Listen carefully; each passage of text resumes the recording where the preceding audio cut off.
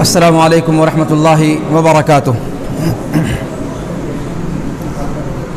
الحمد للہ رب العالمین والصلاة والسلام علی اشرف الانبیاء وامام المرسلین نبینا وقدوتنا محمد بن عبد اللہ الامین وعلی آلہ وصحبہ الغر المیامین ومن تبعہم وتابعیہم بإحسان إلى يوم الدین۔ اما بعد فاعوذ باللہ السمیع العلیم من الشیطان الرجیم، بسم اللہ الرحمن الرحیم۔ وأن هذا صراطی مستقیما فاتبعوه ولا تتبعوا السبل فتفرق بكم عن سبیلہ۔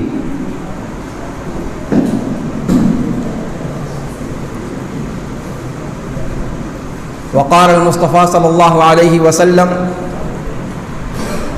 فيما صح عنه: من احدث في امرنا هذا ما ليس منه فهو رد۔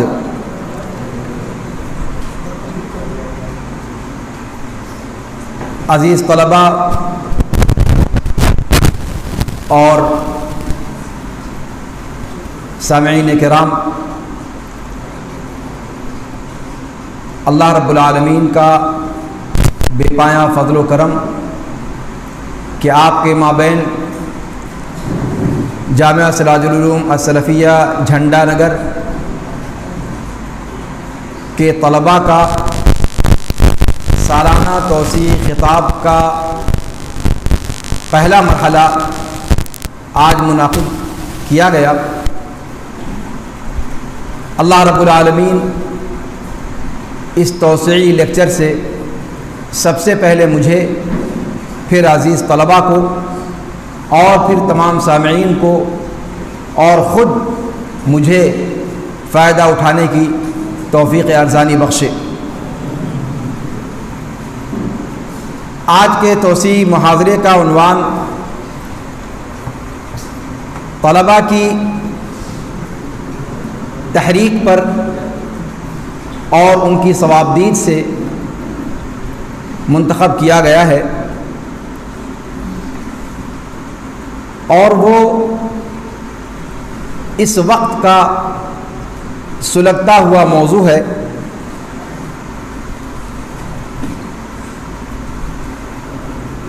اس وقت جبکہ پوری دنیا میں اسلام اور مسلمانوں کی صورتحال سماجی ناحیے سے اور مذہبی ناحیے سے کافی اضطراب کا شکار ہے، ایسے ماحول میں اس قسم کے موضوع کا انتخاب یہ آپ لوگوں کی بیدار مغزی کی دلیل ہے۔ سب سے پہلے میں اس موضوع کے انتخاب کے لیے آپ تمام عزیز طلباء کا تہہ دل سے شکر گزار ہوں کہ اتنے حساس موضوع کے انتخاب کی توفیق رب العالمین نے آپ کو عطا فرمائی۔ جامعہ سراج العلوم السلفیہ کا یہ ایک طریقہ کار رہا ہے کہ ہر تعلیمی سال میں ششماہی سے پہلے اور ششماہی کے بعد ایک توسیعی محاضرے کا انعقاد عمل میں لایا جاتا ہے، جن میں طلباء کی ذہنی نشو و نما اور تعلیمی افادے کو ملحوظ خاطر رکھا جاتا ہے۔ درسیات میں جو چیزیں آپ پڑھتے ہیں ان کو جلا بخشنے کے لیے اور وہ پہلو جو درسیات سے رہ جاتے ہیں ان کی شدھ بدھ پانے کے لیے ان توسیعی خطابات کا بڑا اثر دیکھا گیا اور اس کی طلباء کے اندر بڑی پذیرائی ہوئی۔ اس سال بھی انشاءاللہ یہ پہلا توسیعی خطاب ہے اور دوسرا توسیعی خطاب اس موقر جامعہ کے محترم ناظم جامعہ مولانا شمیم احمد خان ندوی حفظہ اللہ کا اگلا توسیعی خطاب ششماہی کے بعد ہوگا انشاءاللہ، اور وہ بھی آپ ہی کے منتخب کردہ عنوان پر خطاب پیش کیا جائے گا انشاءاللہ۔ آج کے اس پروگرام میں محترم ناظم جامعہ حفظہ اللہ بنفس نفیس شریک ہونا چاہتے تھے، لیکن وقت پر اطلاع ہونے کے باوجود مجھے ان کا جواب وقت پر نہیں مل سکا، جس کی وجہ سے پروگرام کو آگے پیچھے کرنا ممکن نہ ہو سکا۔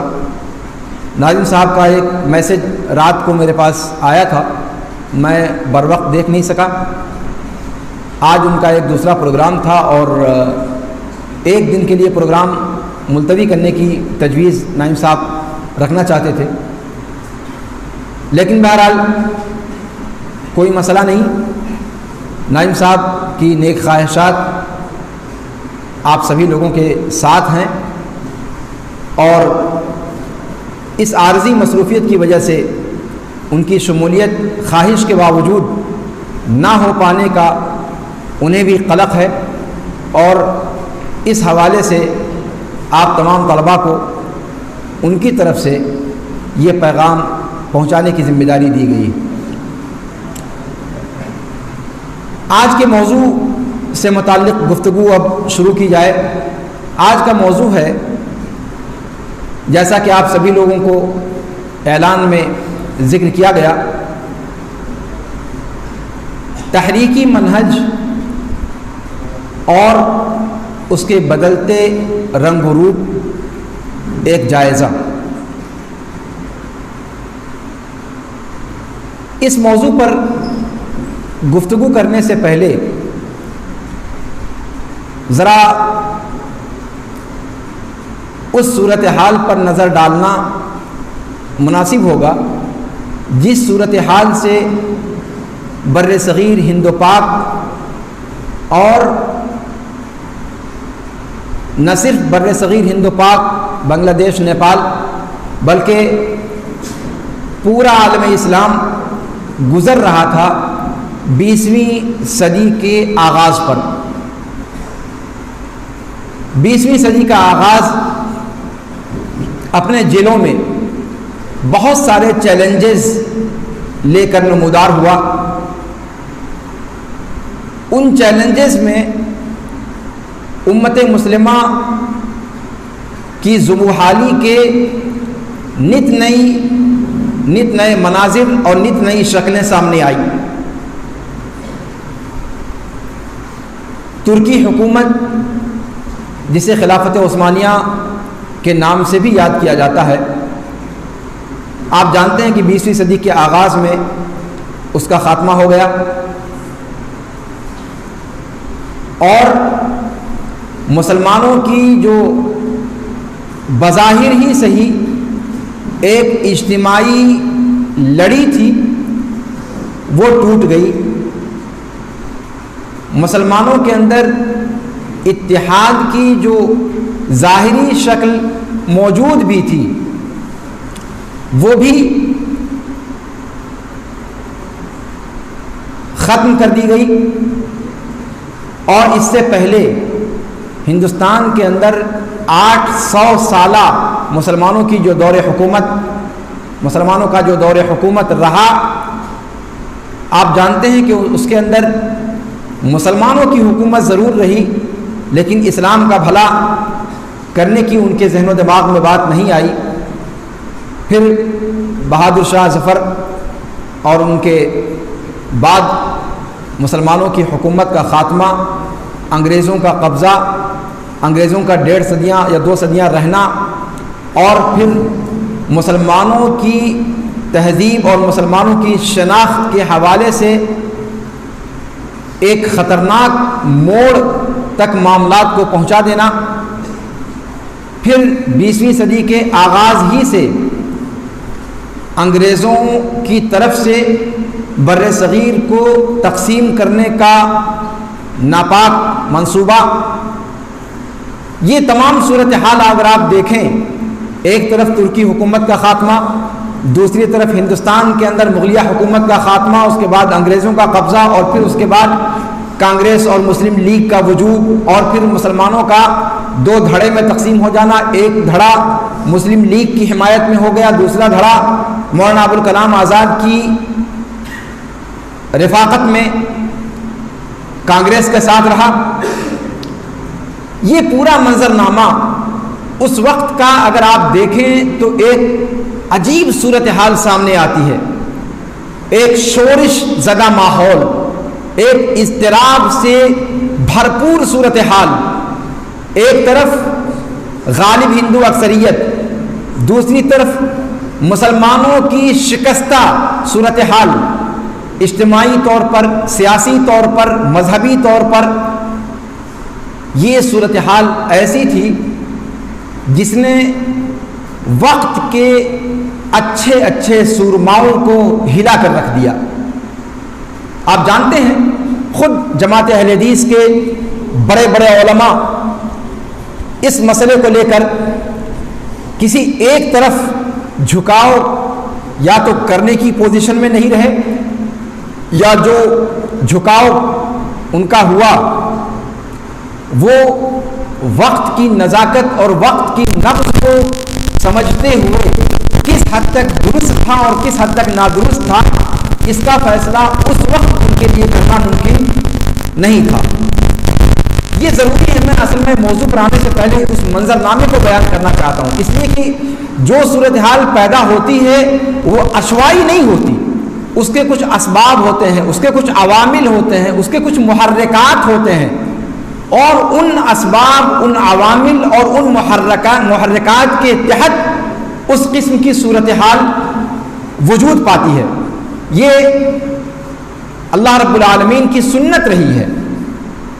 ایسے ماحول میں ایک طبقہ اٹھا، اچھا، اور یہی وہ فترہ ہے، یہی وہ زمانہ ہے جس میں ایک طرف امریکی سرمایہ دارانہ نظام کا غلبہ تھا، دوسری طرف روس کی مارکسیت، شیوعیت اور اشتراکیت بھری حکومت کے نظریات ان ممالک پر اپنا اثر دکھانے پر پوری طریقے سے لگے ہوئے تھے۔ آزادی ہند کا جو فترہ ہے، اچھا، اور یہ فترہ بر صغیر کا تھا، بر صغیر کی صورتحال آپ کے سامنے ہے۔ تقریباً یہی صورتحال مصر کے اندر پیش آئی۔ سعودی عرب کا معاملہ آپ جانتے ہیں کہ اس وقت سعودی عرب خود اپنے وجود اور بقا کی جنگ لڑ رہا تھا، اور سعودی حکومت نئی وجود میں آئے ہوئے زیادہ عرصہ نہیں گزرا تھا۔ مصر کی حکومت ایک پائیدار حکومت اور پرانا ایک مضبوط نظام حکومت وہاں کا مانا جاتا تھا۔ مصر کے اندر جمال عبد الناصر کی حکومت تھی۔ جمال عبد الناصر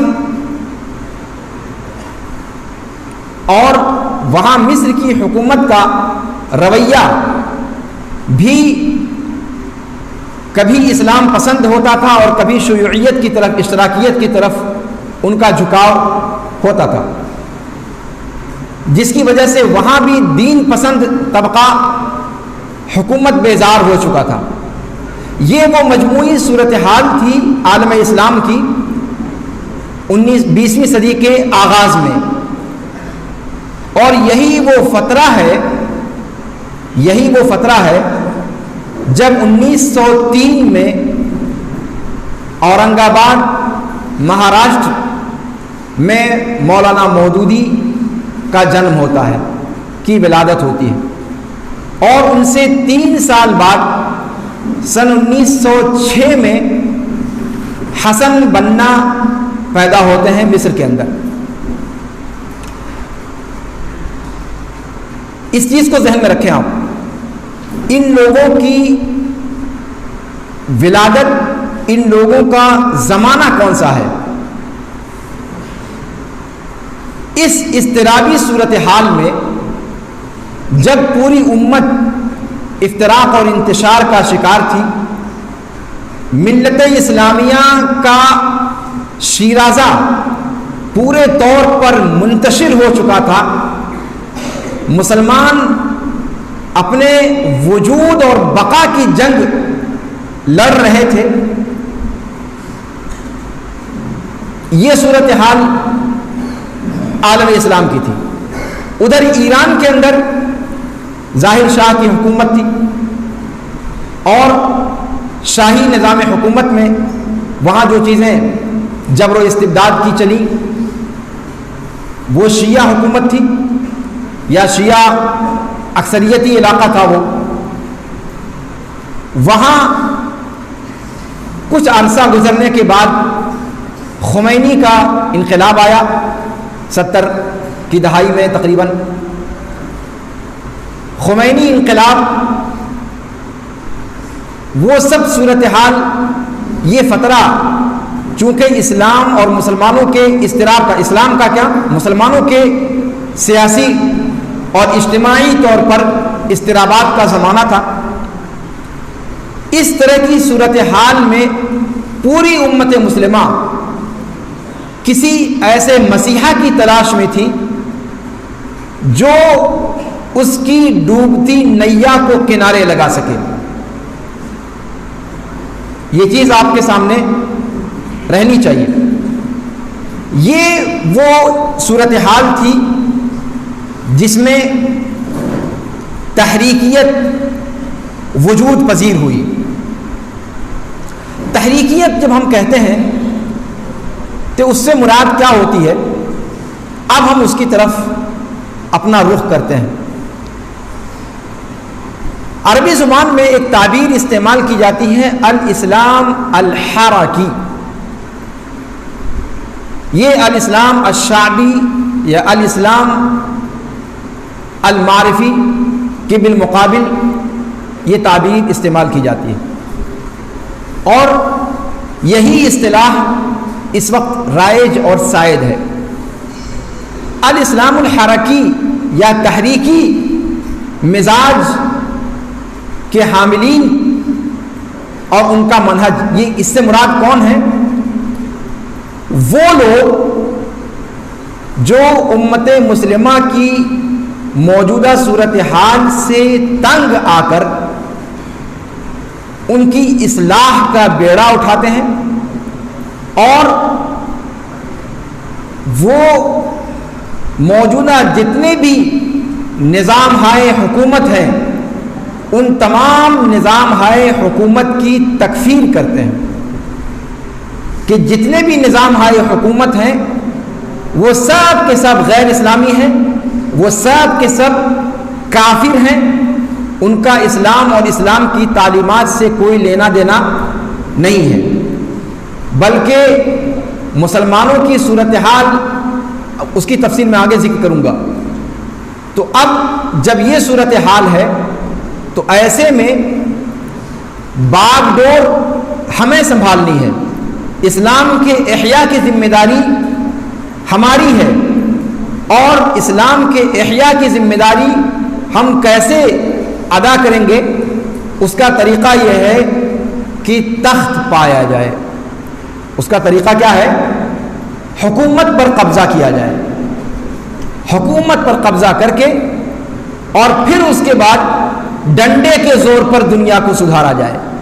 ڈنڈے کے زور پر دنیا کو سنبھالا جائے اور سنوارا جائے. یہ ہے بنیادی طور پر تحریکی مزاج کا مطلب. اس لیے تحریکی جتنی بھی تنظیمیں پائی جاتی ہیں ان تمام تنظیموں کے اندر یہ بات آپ قدر مشترک پائیں گے کہ ان کے اندر تشدد اور تطرف کوٹ کوٹ کر بھرا ہوا ہے. سمجھ میں آ رہی گفتگو؟ ہم لوٹتے ہیں اصل کی طرف، اور اس تحریکی مزاج کا سب سے پہلا ظہور جب ہم دیکھتے ہیں ماضی قریب کی تاریخ کو تو مولانا مودودی کی شکل میں ہمیں نظر آتا ہے۔ جتنی تنظیمیں اس کے بعد بنی، میں نے آپ سے ذکر کیا مولانا مودودی اورنگ آباد مہاراشٹر میں پیدا ہوئے، 1903 کی ولادت ہے، 1906 میں حسن بنا پیدا ہوئے، اس کے بعد پھر اخوان المسلمین کا وجود ہوا، اخوان المسلمین کے وجود کے بعد پھر اخوان المسلمین دو دھڑے میں تقسیم ہوئی، اور اس میں ایک دھڑا قطبی دھڑا ہوا اور ایک بنائی گروپ بنا جو حسن بنا کے اصولوں پر چلا۔ پھر اس کے بعد انہی میں سے سروریین کا ظہور ہوا، جس نے شام میں، سعودی عرب میں، ان تمام جگہوں پر اپنے افکار کی ترویج اور اپنے مقاصد کو بروئے کار لانے کے لیے نئے نئے طریقے اختیار کر کے خلفشار برپا کرنا شروع کیا۔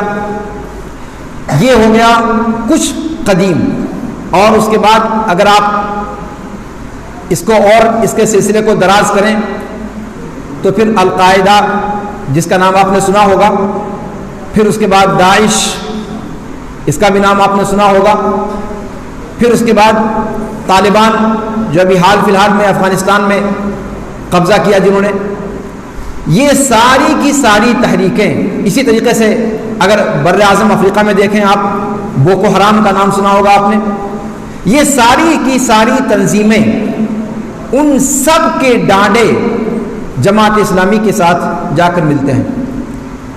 ان سب کا بابا آدم اگر کہا جائے تو جماعت اسلامی،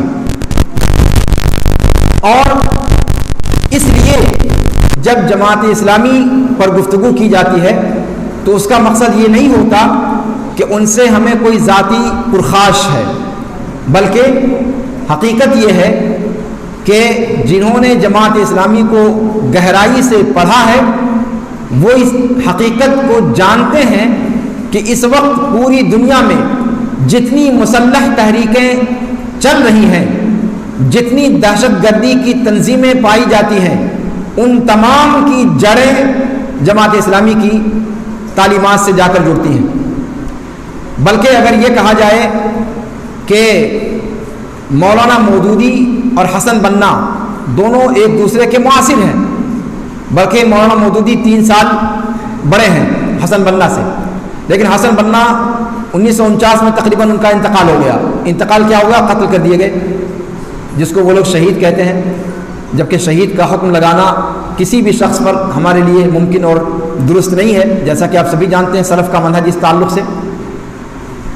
تو حسن بنا نے بہت لمبی عمر نہیں پائی، لیکن مودودی کافی بعد تک زندہ رہے، تقریباً 1979 میں جا کر کے ان کا انتقال ہوا۔ تو مولانا مودودی کی تعلیمات سے حسن بنا متاثر ہوئے۔ حسن بنا مولانا مودودی کی سب سے پہلی کتاب، میں یہ بات یہاں پر ذکر کرنا چاہتا ہوں کہ مولانا مودودی یہ وہ شخص ہیں جو اسلامی تاریخ کی ایک نمایاں شخصیت کہی جا سکتی ہے۔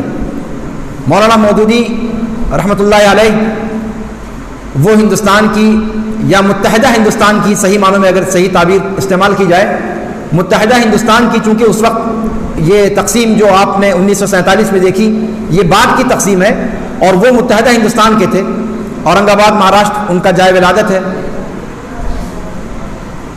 مولانا مودودی ایک مایہ ناز عالم دین تھے۔ انہوں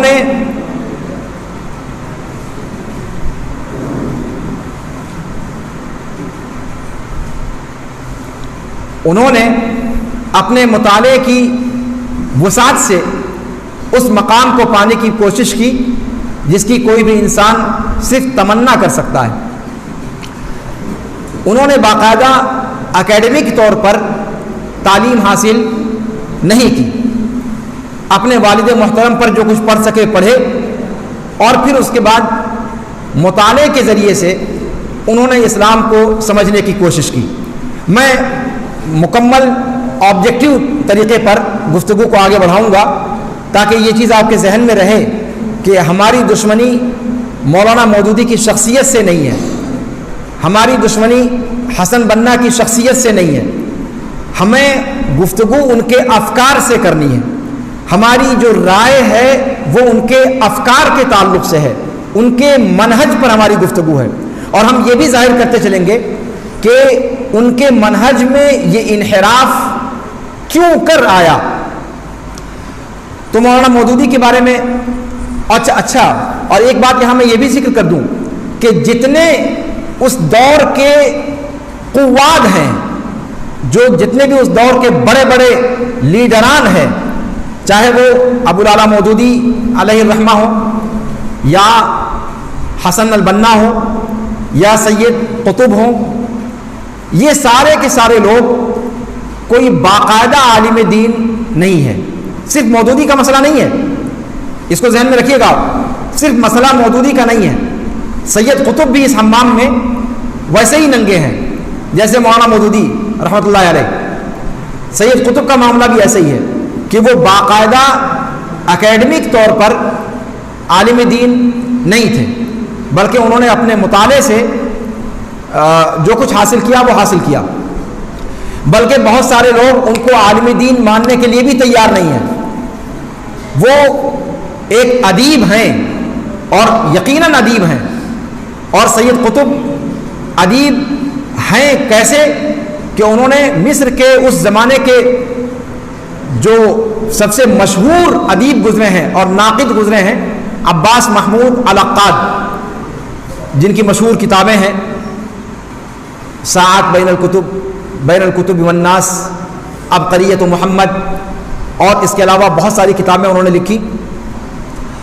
عباس محمود العقاد یہ ان کے خاص شاگرد ہیں، اور سید قطب کی تحریروں میں عباس محمود العقاد کے اسلوب کا پرتو آپ جا بجا دیکھیں گے۔ فی ظلال القرآن جب سید قطب نے لکھی تو فی ظلال القرآن کو بہت سارے لوگ علمی تفسیر نہیں مانتے، ادبی تفسیر مانتے ہیں۔ فی ظلال القرآن سید قطب کی دو مشہور کتابیں ہیں جو ان کے افکار کا خلاصہ ہیں، ایک فی ظلال القرآن اور ایک معالم فی الطریق۔ معالم فی الطریق جو کتاب ان کو پھانسی کے پھندے پر پہنچانے کا سبب بنی، معالم فی الطریق اور فی ظلال القرآن۔ فی ظلال القرآن کو انہوں نے نظریاتی طور پر استعمال کیا اپنے افکار کو پھیلانے کے لیے، اور معالم فی الطریق کے اندر اسی چیز کو انہوں نے باقاعدہ ضوابط کی شکل میں بیان کیا، اور یہی کتاب ان کی موت کا سبب بنی۔ تو چاہے سید اور یہ خود جن کا ذکر میں نے کیا عباس محمود العقاد، یہ اس میں کوئی دو رائے نہیں کہ عربی زبان کے بلا منازع چوٹی کے ادیب تھے، اور وہ ہمارے بھی ایک واسطے سے استاذ ہیں۔ عباس محمود العقاد کے شاگرد دکتور محمد فائد ہیکل ہمارے بہت قابل قدر استاذ، انہوں نے ہمیں پڑھایا نہ صرف کلیہ میں بلکہ ایم اے کے اندر اور پی ایچ ڈی کے اندر۔ پی ایچ ڈی کے مرحلے تک میں نے ان سے الحمدللہ تعلیم حاصل کی، اور وہ عباس محمود العقاد کے خاص شاگردوں میں سے ہیں۔ بچپنے میں انہوں نے عباس محمود العقاد سے تعلیم حاصل کی۔ تو اس طریقے سے سید قطب کے وہ براہ راست استاذ تھے اور میرے ایک واسطے سے ہوئے۔ تو میں یہ کہنا چاہتا ہوں کہ یہ جو باتیں میں آپ سے کہہ رہا ہوں یہ ہوائی باتیں نہیں ہیں، یہ زمینی باتیں ہیں، اور اس چیز کو جب آپ اس لٹریچر کے قریب جائیں گے تو آپ کو اندازہ ہوگا کہ یہ باتیں کس حد تک درست ہیں۔ مولانا مودودی یا سید قطب یا حسن بنا یا عباس عقاد، جتنے لوگوں کا نام لیا، یہ سارے کے سارے لوگ اکیڈمک طور پر اگر آپ دیکھیں تو باقاعدہ اساتذہ کے سامنے زانوِ تلمذ طے کرنے کا ان کو موقع نہیں ملا، جس کی وجہ سے، اور آپ جانتے ہیں کہ امام شافعی کا مشہور قول ہے اخی لن تنالوا العلم الا بستۃ، اس کے اندر ایک چیز یہ بھی ہے، استاذ کے سامنے زانو تلمذ طے کرنا اور لمبی مدت تک ان کے ساتھ رہنا، اس لیے کہ علم صرف کتابوں سے حاصل نہیں کیا جا سکتا، علم کے لیے صحیح استاذ کی رہنمائی یہ بھی اتنی ہی زیادہ ضروری ہے جتنی کتابوں کی فراہمی۔ کتابوں کی فراہمی صرف کافی نہیں ہے، اور یہ چیز میں آپ تمام لوگوں کو آج کہنا چاہوں گا کہ اس چیز پر آپ توجہ کریں۔ یہ جتنے بھی علم کے حصول کے ذرائع آسان بنا دیے گئے، ٹھیک ہے، آپ ایک بٹن دبا کر کے من چاہی معلومات حاصل کر سکتے ہیں اور کھل جا سم سم کہہ کر سارے دروازے کھول سکتے ہیں، لیکن کیا اس کھل جا سم سم سے آپ عالم دین بن جائیں گے؟ صحیح معنوں میں آپ فقہ اور فتویٰ کے مقام پر فائز ہو سکتے ہیں؟ اگر آپ یہ سمجھتے ہیں تو یہ بہت بڑی بھول ہے، ایسا ممکن نہیں ہے۔ ارشاد و استاذی جو کہا وطول و زمانی، ارشاد و استاذی یہ بہت لازمی چیز ہے، اور آج کے اس موضوع کا آپ کہہ لیں کہ بنیادی عنصر ہے، جو ان افراد کے بھٹکنے کا جو بنیادی سبب بنا، اس میں سب سے بڑا کردار، اگر سب سے بڑا نہیں تو بڑی چیزوں میں سے ایک سبب یہ تھا کہ انہوں نے باقاعدہ اکیڈمک طور پر تعلیم حاصل نہیں کی۔ اب آتے ہیں اس موضوع پر کہ مولانا مودودی رحمۃ اللہ علیہ ایک قابل ذکر عالم دین تھے، تقریباً 114 کتابیں انہوں نے لکھی، اور یہ تالیفات کے اعتبار سے اپنے تمام دیگر معاصرین میں سب سے ممتاز ہیں۔ حسن بنا کا معاملہ ہو یا سید قطب کا معاملہ ہو یا خمینی کا معاملہ ہو، ان تمام لوگوں میں تالیفات کے اعتبار سے مودودی کا ہم پلہ کون کہے، ان کے عشر اشیر بھی کوئی دکھائی نہیں دیتا۔ تو مولانا ابوالعلا مودودی تصنیفات کے ناحیے سے انہوں نے بے انتہا اور بہت اہم کام کیا، اور حقیقت یہ ہے کہ ان کی نیت نیک تھی۔ یہ بھی میں آپ کو بتلا دوں کہ مولانا مودودی رحمۃ اللہ علیہ کے بارے میں جو باتیں کہی جا رہی ہیں، اس سے ان کی نیت پر ہم شبہ نہیں کر رہے، ان کی نیت ٹھیک تھی، لیکن مسئلہ یہ ہے کہ کیا صرف نیتوں کی بنیاد پر حکم لگایا جا سکتا ہے؟ جو عمل ہے اس کا جو رد عمل ہے اور اس کا جو اسکوپ ہے اس کے اثرات کا، اس کو دیکھے بغیر کوئی فیصلہ کرنا ممکن نہیں ہے۔ مولانا مودودی رحمۃ اللہ علیہ نے الجہاد فی الاسلام، مولانا محمد علی جوہر نے دلی کی جامع مسجد کی سیڑھیوں پر جب شدھی تحریک چلی ہندوؤں کی طرف سے اور مسلمانوں کو جبراً ہندو بنانے کا ایک لہر چلی، اور پھر اس کے بعد جو شدھی تحریک کا بانی تھا اسے قتل کر دیا گیا، اور مسلمانوں کو بری طریقے سے بدنام کیا گیا اس موقع پر، اور ٹارچر کیے جانے لگے۔ اس موقع پر جوہر نے کہا تھا کہ کاش مسلمانوں میں سے کوئی اٹھے اور اسلام کے نظریے جہاد کی وضاحت کرے، اسلام کے نظریے جہاد کی وضاحت کرے۔ اس موقع پر مودودی نے الجہاد فی الاسلام کے نام سے کتاب لکھی، اور اس وقت وہ اپنے شباب پر تھے، شاید 20-25 سال کی عمر کا فترہ رہا ہوگا جس زمانے میں انہوں نے یہ کتاب لکھی۔ پھر مولانا مودودی جب حیدرآباد گئے، وہاں سے ترجمان القرآن کے نام سے مجلہ نکالا، اور اس کے اندر اسلام کی نشست ثانیہ یا مسلمانوں کی نشست ثانیہ پر مقالات لکھے، موضوعات لکھے۔ ابھی تک انہوں نے جماعت اسلامی کی تشکیل نہیں کی تھی، جماعت اسلامی کی تشکیل ابھی نہیں ہوئی ہے، لیکن وہ مزاج بنا رہے ہیں۔ مولانا مودودی رحمۃ اللہ علیہ کا فکرہ یہ تھا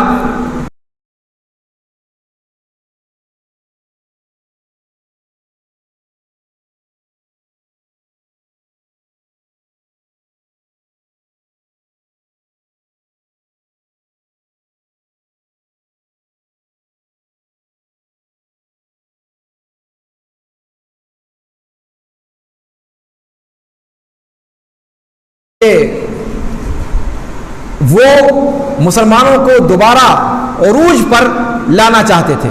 یہ خواب تھا ان کا کہ مسلمانوں کی لٹی پٹی جو حکومت ہے، مسلمانوں کی چھینی ہوئی جو حکومت ہے، وہ دوبارہ حاصل کی جائے. اور جب ہندوستان پاکستان کی تقسیم کا معاملہ آیا، اس موقع پر مولانا مودودی کا نظریہ ڈاواڈول دکھائی دیتا ہے. کبھی وہ پاکستان کے نظریے کی حمایت کرتے ہوئے دکھائی دیتے ہیں، کبھی وہ نظریے پاکستان کی مخالفت کرتے ہوئے دکھائی دیتے ہیں. پاکستان بن جانے کے بعد پاکستان کا نظریہ اس بنیاد پر فروغ پایا تھا، جیسا کہ آپ سبھی لوگ جانتے ہیں کہ اس کا بھی جو نظریہ تھا وہ بنیادی یہ تھا کہ مسلمانوں کو ان کی اپنی حکومت دی جائے، حکومت الہیہ قائم کیا جائے، حکومت الہیہ کا قیام عمل میں لایا جائے.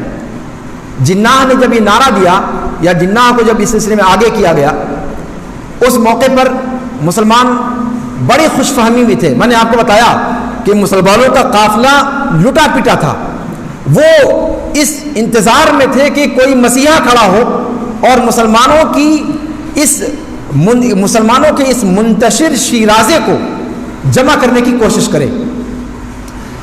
اس لیے ان کو پاکستان کے نظریے میں ایک خواب نظر آیا، وہی خواب جو آج اکثریتی طبقہ 2014 سے دکھا رہا ہے. اچھے دن آئیں گے. تو نظریہ پاکستان بھی اسی بنیاد پر قائم ہوا کہ حکومت الہیہ قائم ہوگی، ایک اسلامی حکومت قائم ہوگی، قرآن و سنت کی بالادستی ہوگی، اور اسلام اس میں اصل فیصلہ کرنے والا ہوگا، اسلامی قوانین کا نفاذ ہوگا. ہاں، بڑے اچھے اچھے خواب تھے. اور جب مذہب کے نام پر دنیا کو بیوقوف بنانا چاہیں آپ، تو اس سے بڑا ہتھ کنڈا اور کوئی کارگر نہیں ہے. اور 2014 کے بعد سے آپ دیکھ رہے ہیں کہ کس طریقے سے یہ ہتھ کنڈا کام کر رہا ہے. تو اس موقع پر بہت سارے لوگ، بلکہ عوام الناس کی بات چھوڑیے، خود علماء کرام جو تھے وہ لوگ بھی دو حصے میں تقسیم ہو گئے. علماء کرام کی ایک بہت بڑی تعداد نظریہ پاکستان کی حامی ہو گئی، اور وہ حامی اس بنیاد پر نہیں ہوئے تھے کہ وہ صرف پاکستان کو پاکستان کے طور پر چاہتے تھے. ان کا سوچنا یہ تھا، اس میں بہت سارے اہل حدیث علماء بھی تھے، بہت سارے دیوبندی علماء بھی تھے. شبیر احمد عثمانی وغیرہ کا نام سنا ہوگا آپ نے، مولانا ثناء اللہ امرتسری وغیرہ. مولانا ثناء اللہ امرتسری تو خیر ان کی حیاتی زیادہ طویل نہیں رہی.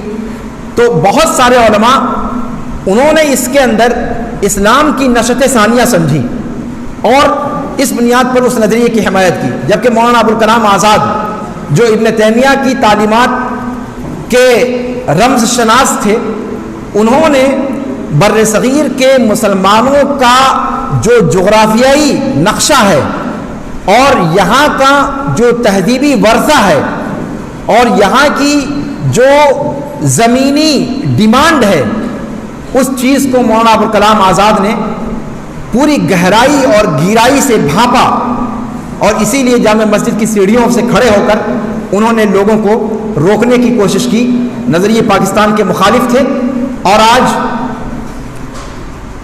تک مولانا ابوالکلام آزاد کے تعلق سے جو لوگ رائے دیتے ہیں، کوئی ان کے موافق ہے، کوئی ان کے مخالف ہے. لیکن نظریہ پاکستان کے جو موافق تھے وہ بھی اب پاکستان بننے کے بعد ان کی صورتحال کیسی رہی وہ آپ سبھی جانتے ہیں. خود مولانا مودودی جو نظریہ پاکستان کے بعد میں قریب چلے گئے تھے، ان کا مقصد کیا تھا؟ جیسے میں نے اس سے پہلے ذکر کیا کہ ان کا مقصد یہ تھا کہ اسلامی حکومت قائم ہو. انہوں نے 4 مصطلحات ایجاد کی، مصطلحات 4. اس کے علاوہ ان کی کچھ نئی اصطلاحات تھیں. حاکمیت، الحکم للہ. میں عقیدے والے موضوع پر تھوڑا سا مؤخر کرنا چاہ رہا تھا کہ یہ سب تو جو وہ صورتحال ہے جو زمینی سطح پر ہمیں اور آپ کو نظر آ رہی ہے، لیکن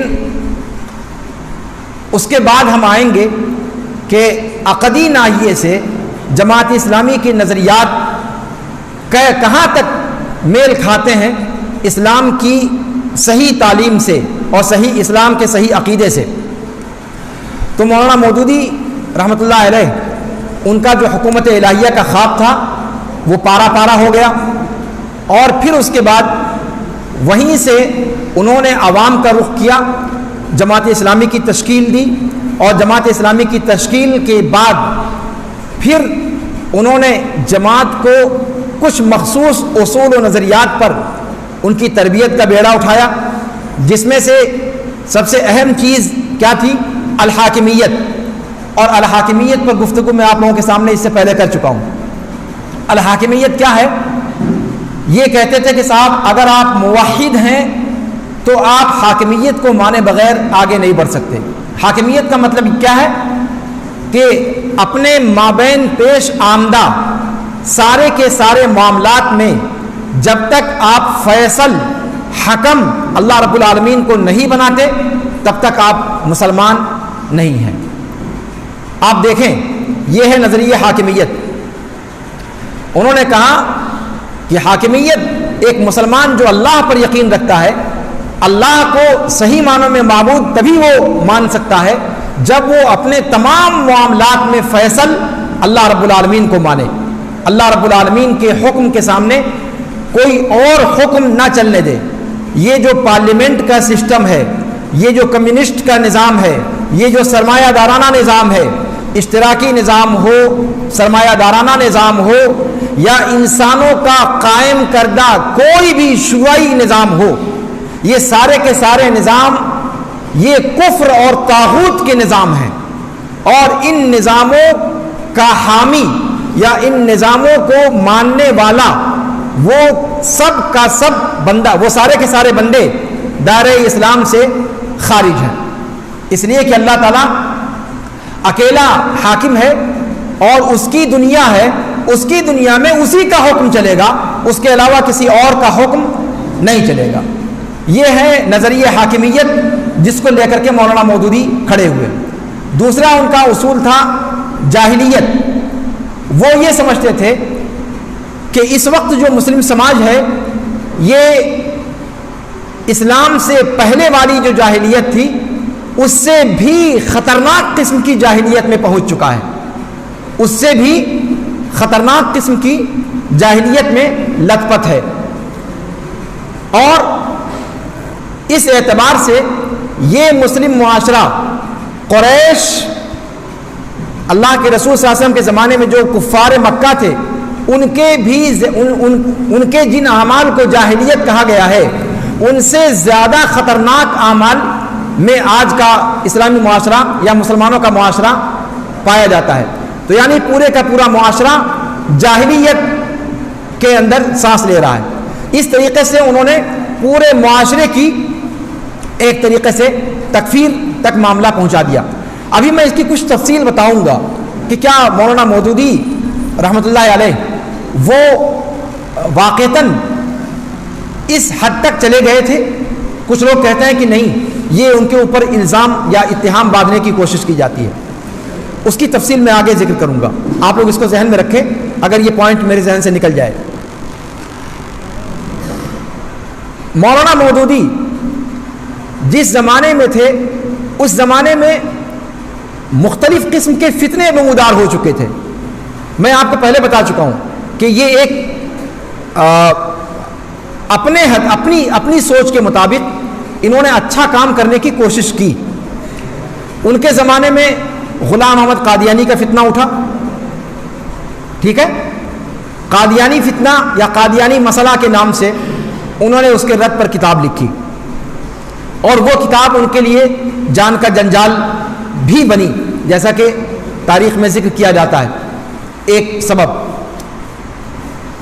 ان کے زمانے میں انکار حدیث کا فتنہ کھڑا ہوا۔ انکار حدیث کے موضوع پر انہوں نے 2 کتابیں لکھی۔ انہوں نے کتنی کتابیں لکھی؟ 2 کتابیں لکھی۔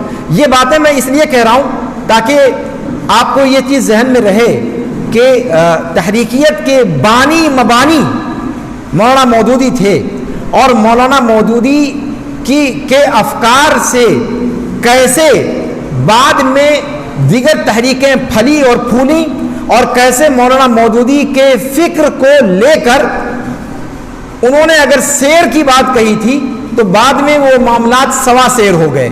یہ چیز میں مانتا ہوں اور اس چیز کو ہر ایک کو ماننا چاہیے کہ اگر انہوں نے سیر کی بات کی تو بعد میں آنے والوں نے اس کو سوا سیر کر دیا.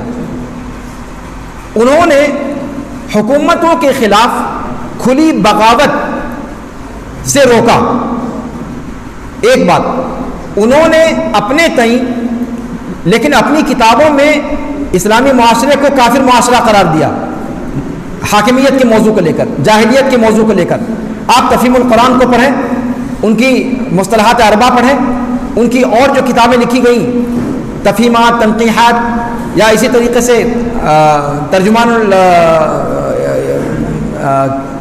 کیا نام ہے, ترجمان الاسلام کے نام سے, اور الجہاد فی الاسلام. تو انہوں نے جو کتابیں لکھی ان کتابوں میں انہوں نے اس فکرے کو یعنی حاکمیت کے فکرے کو, جاہلیت کے فکرے کو اور اتنا برگشتہ کر دیا مسلم نوجوانوں کو اپنے ماحول سے, اپنے ارد گرد سے, کہ وہ بعد میں چل کر اس راہ پر گامزن ہو گیا جس راہ پر مودودی کھلم کھلا گامزن کرنا نہیں چاہتے تھے. یہ چیز میں واضح کر دینا چاہتا ہوں. انصاف کا تقاضا یہ ہے کہ معاملات جتنے ہیں اتنے ہی بیان کیے جائیں. کشمیر کے موضوع پر آپ جانتے ہیں کہ ہندوستان پاکستان کا ایک بہت سلگتا موضوع کشمیر کا موضوع ہے. کشمیر کے موضوع میں پاکستان کی مداخلت, پاکستان کا خفیہ طور پر کشمیر کے اندر جہادی عناصر کو سپورٹ کرنا اور حکومتی سطح پر اس کا انکار کرنا, اس طرح کی صورتحال مودودی کے زمانے میں بھی پائی گئی اور مودودی نے اس پر نکیر کی. افغانستان کے اندر جب روس کا قبضہ ہوا وہاں پاکستان فوج باقاعدہ دخل اندازی کر کے اور وہاں علانیہ طور پر نہیں, پاکستان سے خفیہ طور پر افغانی حکومت کے خلاف بغاوت کی جائے, اس کا بھی انہوں نے اس کی بھی مخالفت کی. تو گویا مودودی یہ چیز ماننی ہوگی کہ مودودی اپنی حد تک انہوں نے کھلم کھلا حکومتوں کے خلاف بغاوت کو بھی اچھا نہیں سمجھا, اسی طریقے سے انہوں نے دو چہرہ رکھنے سے بھی روکا کہ آپ ظاہری طور پر حکومت کے موافق رہیں اور اندر اندر ریشہ دوانیاں کریں اور سازشوں کا جال بنتے چلے جائیں اور حکومتوں کو گرانے کی کوشش کریں. تصریحات مودودی کی ایک کتاب ہے, اس کے اندر مختلف قسم کے اقتباسات پیش کیے جا سکتے ہیں, لیکن موضوع چونکہ مختصر ہے محاضرے میں وہ سارے اقتباسات ہم پیش نہیں کر سکتے. تصریحات کے اندر انہوں نے ان چیزوں کو واضح طور پہ ذکر کیا ہے. تو گویا مولانا مودودی خفیہ طور پر اوپر سے موافقت ظاہر کر کے اندر سے اس کی مخالفت والے ماحول یعنی سری طور پر حکومت وقت کے خلاف ریشہ دوانیوں کو وہ اچھا نہیں سمجھتے تھے, اس سے روکا انہوں نے. اسی طریقے سے حکومتوں کے خلاف کھلی بغاوت کو بھی انہوں نے روکا. انہوں نے یہ بات کہی کہ جس ملک کے اندر آپ ہیں اس ملک کے قوانین کی پاسداری کرتے ہوئے آپ اپنی دعوت کو آگے پھیلائیں. یہ انہوں نے نظریاتی طور پر کہا, لیکن عملی طور پر جب انہوں نے حاکمیت کا نظریہ پیش کیا, جاہلیت کا نظریہ پیش کیا, ان تعلیمات نے اس وقت کی صورتحال کو, جو اجتماعی صورتحال تھی, اس صورتحال نے اس پر پیٹرول چھڑک دیا اور نوجوانوں میں ایک آگ لگا دی. انہوں نے پورے سماج کو کافر سمجھنا شروع کر دیا, پورے سماج کو جاہلی سماج سمجھنا شروع کر دیا, اور اس کا نتیجہ کیا ہوا کہ وہ حکومتوں کے خلاف کھلی بغاوت پر آمادہ ہو گئے. میرا خیال ہے کہ اگر آپ لوگ خاموش رہیں تو بات زیادہ اچھے انداز میں کہی جا سکتی ہے, یا پھر آپ لوگ بور تو نہیں ہو رہے؟ جی مشاہد جی. تو میں یہ کہہ رہا تھا کہ مولانا مودودی نے رحمۃ اللہ علیہ انہوں نے نظریات پیش کیے اور وہ سارے نظریات, وہ سارا بیج بویا جس بیج نے نوجوان نسلوں میں آگ لگا دی, ان کو تشدد پر آمادہ کر دیا, ان کو اپنی سوسائٹی سے کاٹ کر رکھ دیا. وہ اپنا مد مقابل کسی کو سمجھتے ہی نہیں تھے. وہ سمجھتے تھے یہ سب سارے کے سارے کیا ہیں؟ کافر ہیں. جب انہوں نے پوری دنیا کو کافر سمجھنا شروع کر دیا اور مسلمان صرف اپنے آپ کو سمجھنے لگے تو ظاہر سی بات ہے عزلت نشینی ان کے اندر آ گئی. عزلت نشینی یعنی سوسائٹی سے کٹ کر رہنے کا مزاج. سوسائٹی سے کٹ کر رہنے کا مزاج. انہوں نے مودودی کے دیے ہوئے جو بعد کی تعلیمات تھیں ان کی جو کہ کس طریقے سے اصلاح کا کام کیا جائے, فرد کی اصلاح ہو, پھر سماج یہ خانوادے کی اصلاح ہو, پھر سوسائٹی کی اصلاح ہو, اور جب عوام کا مزاج بن جائے بس اچانک اٹھو اور تختہ پلٹ دو. سمجھ میں آ رہی بات؟ یہ ترتیب مودودی رحمۃ اللہ علیہ کی ذہن کی ترتیب تھی کہ آپ ڈائریکٹ اٹھو گے, بغاوت کرو گے, مارے جاؤ گے, کاٹے جاؤ گے, کوئی فائدہ نہیں ہوگا. جب تک معاملہ یہ چل رہا ہے کہ آپ اس کنڈیشن میں نہیں ہیں, اور پاکستان میں انہوں نے جب حکومت بن رہی تھی, قوانین بن رہے تھے, انہوں نے اپنا پورا یوگدان دیا, انہوں نے پوری کوشش کی کہ اسلامی نظام کے نفاذ کی راہیں ہموار کی جا سکیں. انہوں نے پوری کوشش کی.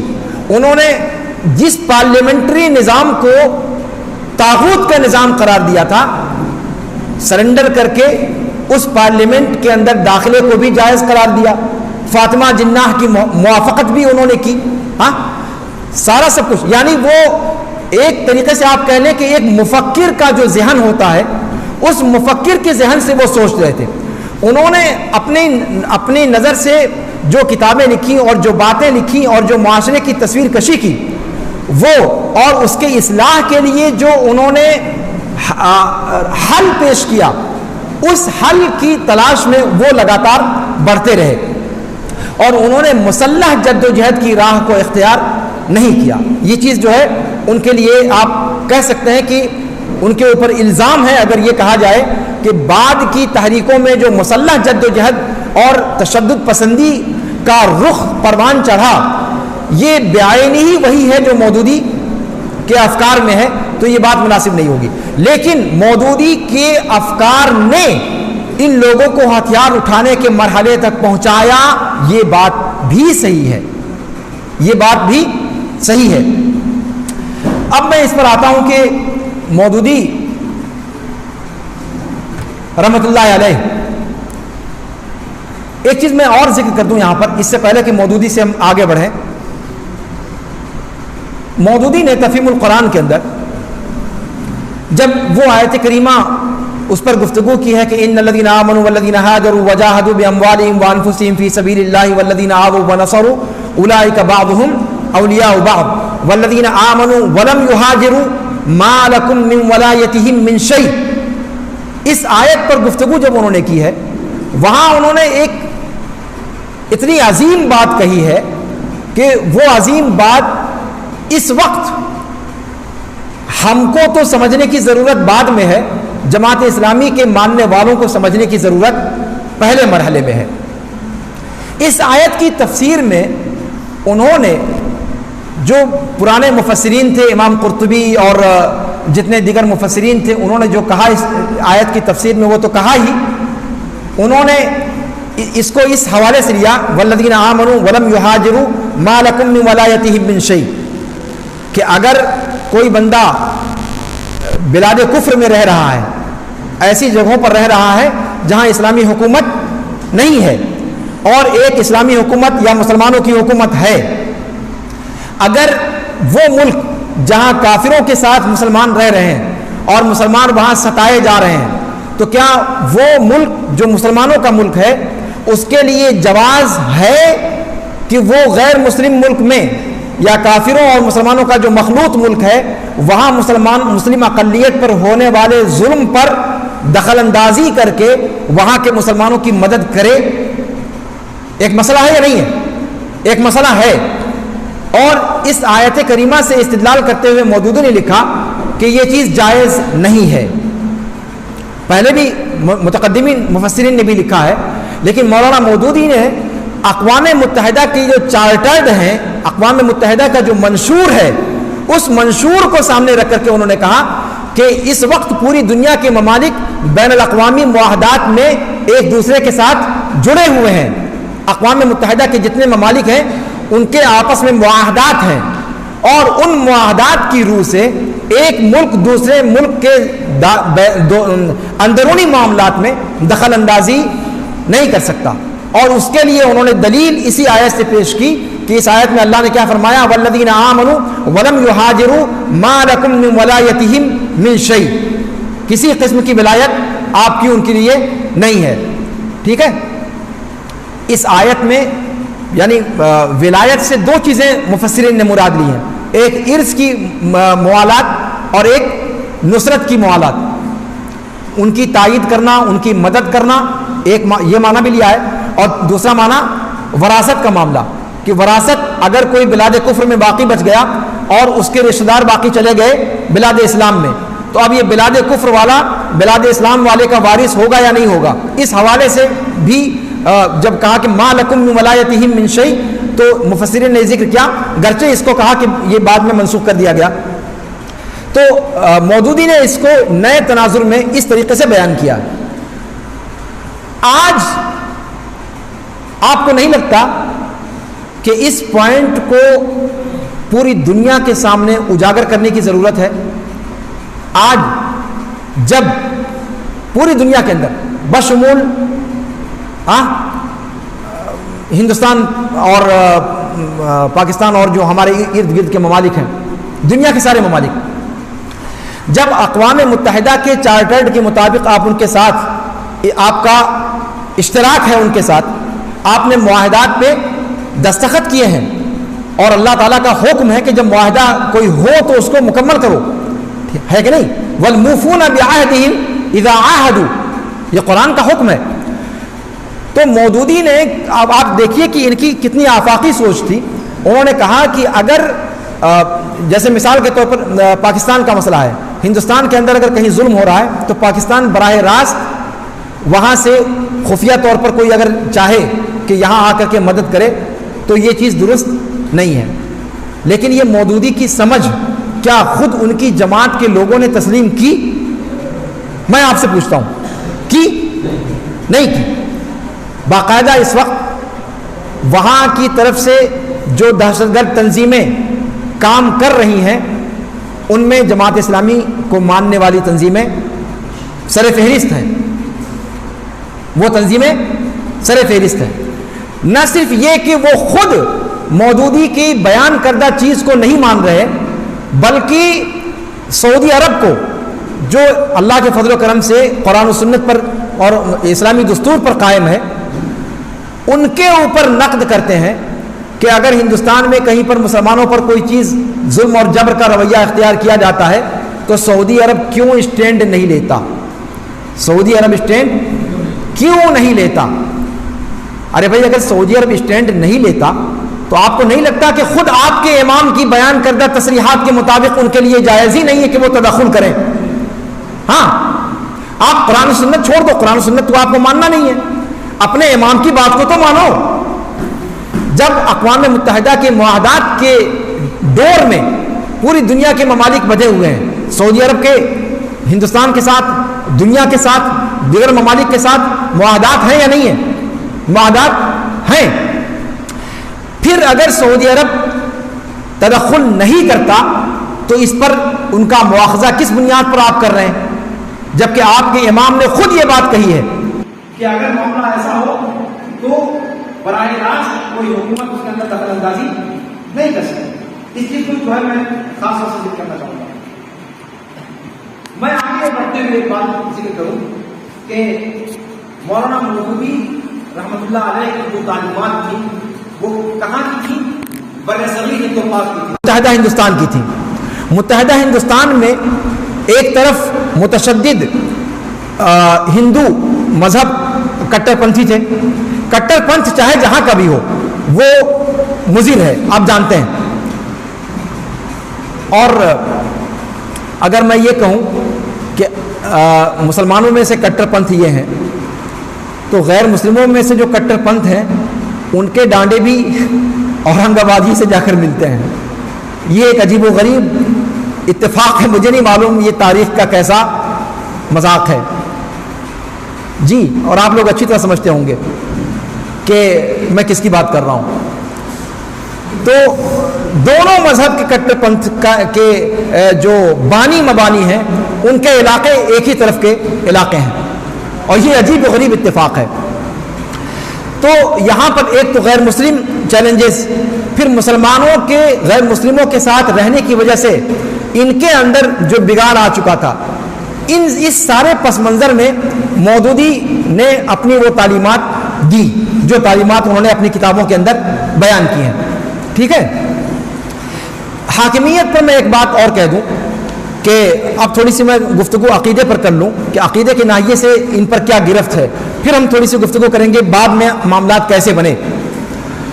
عقیدے کے حوالے سے مولانا مودودی پر اگر ہم بات کریں تو سب سے پہلی بات جو ہمیں سمجھ میں آتی ہے کہ وہ مودود کی طرف منسوب ہیں. ان کے باپ دادا میں کس کی طرف منسوب ہیں؟ مودود کی طرف منسوب ہیں.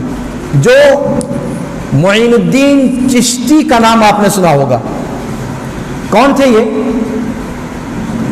جی معین الدین چشتی کا نام سنا ہے آپ لوگوں نے؟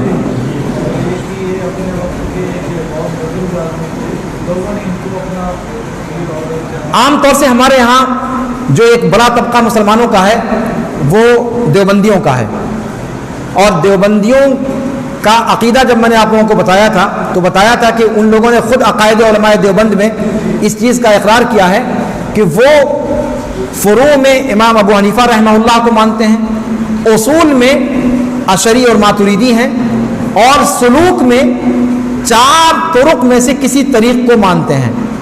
نقشبندی، چشتی، سہروردی، قادری، یہ 4 طرق ہیں. تو نقشبندی اور چشتی، یہ چشتی کا جو طریق ہے یہ معین الدین چشتی کا ہے. ٹھیک ہے. گویا یہ معین الدین چشتی تصوف کے جو 4 طرق ہیں ان میں سے ایک طریق کے بانی سمجھے جاتے ہیں. ٹھیک ہے. یہ بتلانے کی ضرورت کیا ہے تاکہ تصوف سے ان کے ڈانڈے کیسے ملتے ہیں اس چیز کو آپ سمجھیں. تو مودود جو تھے وہ معین الدین چشتی کے شیخ الشیوخ تھے، ان کے اساتذہ کے استاذ. ٹھیک ہے. جب یہ صورتحال تھی تو تصوف تو اپنے آپ وراثتاً انہوں نے پائی ہے. معین الدین چشتی کے بھی استاذ تھے وہ، تو ظاہر سی بات ہے تصوف کا جو معاملہ ہے وہ خاندانی تھا. اور پھر سادات سے ہونے کا نشہ اس کا اپنا ایک نشہ ہے. ہاں اس پر میں زیادہ گفتگو نہیں کروں گا، کچھ لوگوں کو برا لگے گا، لیکن تاریخ میں کیا کروں، مجھے مطلب سمجھ میں نہیں آتی بات کہ میں بہت سارے احوال ہوتے ہیں، ظروف ہوتے ہیں کہ مطلب کچھ چیزیں کھل کر کہنا مشکل ہوتا ہے.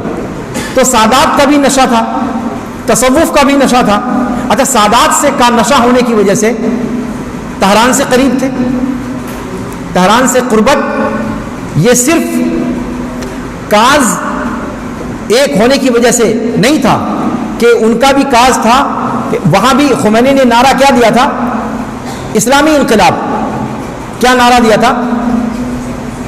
اسلامی انقلاب.